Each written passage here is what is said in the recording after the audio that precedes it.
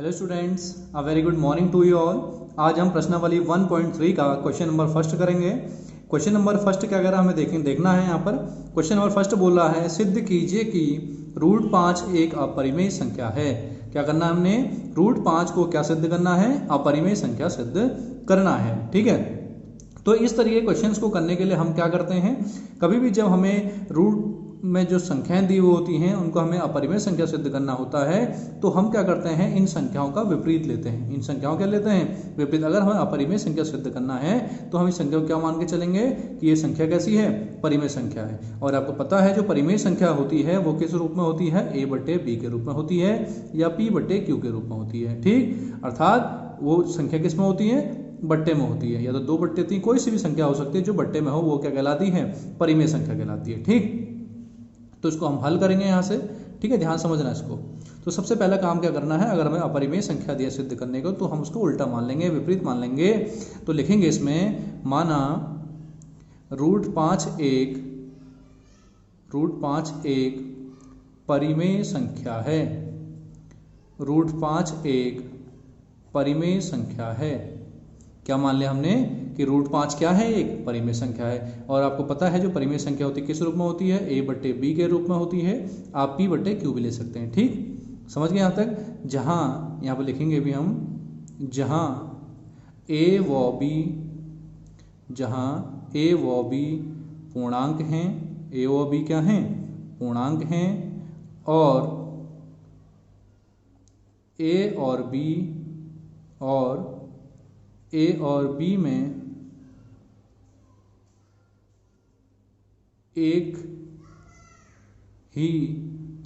में एक ही उभयनिष्ठ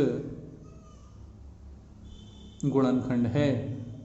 उभयनिष्ठ गुणनखंड है।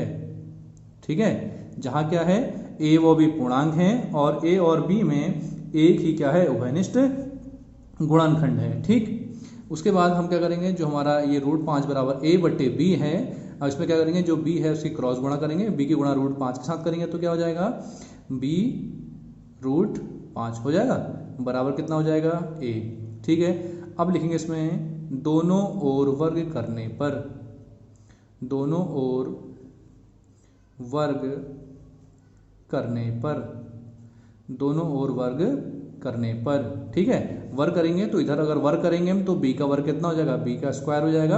अगर हम रूट 5 का वर्ग करें तो ये जो स्क्वायर है, स्क्वायर से रूट कट जाता है तो कितना बचेगा हमारा? 5 बचेगा, बराबर a हो गया। ठीक है, अब जब b स्क्वायर बराबर, अब क्या है? b स्क्वायर है, इधर भी हमने a का वर्ग किया तो a का स्क्वायर हो गया। अब हम क्या करेंगे, 5 को इसके बट्टे में ले जाएंगे। ठीक है, b स्क्वायर बराबर हो जाएगा a²/5। ठीक, अब आपको ये पता होना चाहिए कि हमने से एक समीकरण है हमारी, इस प्रश्नावली से पहले एक समीकरण है, प्रमेय 1.3। वो प्रमेय ये कहती है कि यदि कोई संख्या का वर्ग अगर 5 से विभाजित होता है तो वो संख्या किससे विभाजित होगी? वो संख्या 5 से भी विभाजित होगी। ठीक है, अर्थात अगर a² 5 से विभाजित हो रहा है तो अगर केवल यहाँ पर a होगा तो वो भी कितने से विभाजित होगा? 5 से विभाजित होगा। ठीक है, हम यहाँ पर लिख देंगे, अतः a² 5 से विभाजित है, a² 5 से विभाजित है, इसलिए a भी 5 से विभाजित होगा। इसलिए a भी 5 से विभाजित होगा। ठीक है, इसको दे देंगे हम समीकरण 1। ठीक हो गया, उसके बाद लिखेंगे, फिर क्या करते हैं, ये तो हो गया, हमारी पहली शर्त हो गई। उसके बाद हम क्या करेंगे, देखो हम और एक नंबर ले लेंगे, मान लेंगे, माना क्या माना, दूसरा एक संख्या मानेंगे, ये जो a है, a बराबर क्या मानेंगे? a बराबर नीचे जो संख्या कितनी है? 5 ले लेंगे, इसके साथ एक और अल्फ़ाबेट मान लेंगे। क्या मान लिया हमने? c मान लिया। क्या मान लिया? c। किस तरीके से मानना है, इसको ले लेना, जो ऊपर वाला a है, a ले लिया, फिर नीचे वाला 5 ले लिया बराबर में, उसके साथ एक मान लिया हमने अन्य, a और b तो हमने यहाँ मान लिया, और एक क्या मान लेंगे? c मान लेंगे। ठीक है, तो उसके बाद दोनों ओर वर्ग करेंगे, दोनों ओर वर्ग करने पर, दोनों ओर वर्ग करने पर। अगर यहाँ वर्ग करेंगे तो a का वर्ग हो जाएगा a स्क्वायर, 5 का वर्ग हो जाएगा 25, c का वर्ग हो जाएगा c स्क्वायर। ठीक है, अब जो a स्क्वायर का मान है उसे हम समीकरण a में रख देंगे। किस में रख देंगे? समीकरण a में। ठीक है, तो यहाँ पर लिखोगे a स्क्वायर का मान समीकरण a में रखने पर, समीकरण a में रखने पर। ठीक है, समीकरण a में रखेंगे हम a स्क्वायर का मान, समीकरण a में रखेंगे तो क्या हो जाएगा यहाँ से b स्क्वायर बराबर 25c स्क्वायर बट्टे a स्क्वायर बट्टे 5। ठीक है, तो 5 से 25 कट जाता है कितने बार? 5 बार कट जाएगा, तो b स्क्वायर बराबर हो जाएगा 5c स्क्वायर हो गया। ठीक है, जब b स्क्वायर बराबर 5c स्क्वायर हो गया तो जो 5 बट्टे में चले जाएगा तो यहाँ से हो जाएगा c स्क्वायर, जो 5 के बट्टे में चले जाएगा तो क्या हो जाएगा? b स्क्वायर बट्टे 5। ठीक है, तो यहाँ पर से हम ये भी लिख देंगे, क्या लिख देंगे कि जैसे हमें पता है कि जो प्रमेय है, प्रमेय क्या कहती है? यदि b स्क्वायर 5 से विभाजित होगा तो यदि b है वो भी कितने से विभाजित होगा? 5 से विभाजित होगा। ठीक है, तो हम लिख देंगे यहाँ पर सेम लाइन, अतः b स्क्वायर 5 से विभाजित है, अतः b स्क्वायर 5 से विभाजित है, इसलिए b भी 5 से विभाजित होगा, b भी 5 से विभाजित होगा। ठीक है, b भी कितने से विभाजित होगा? 5 से विभाजित होगा। क्लियर हो गई बात यहाँ तक? ठीक है, अब उसके बाद हम लिखेंगे यहाँ पर a और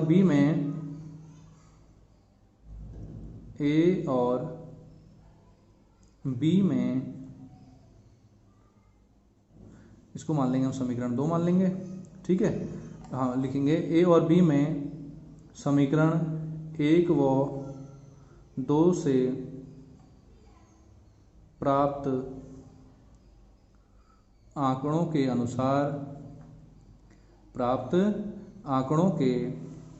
अनुसार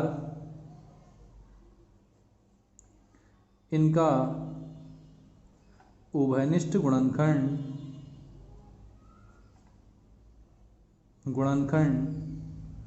5 है, जो हमारी कल्पना के विपरीत है,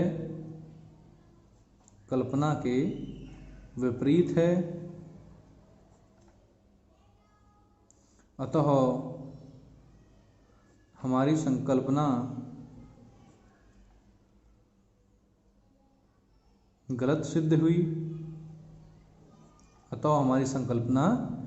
सिद्ध हुई, इसलिए √5 एक अपरिमेय संख्या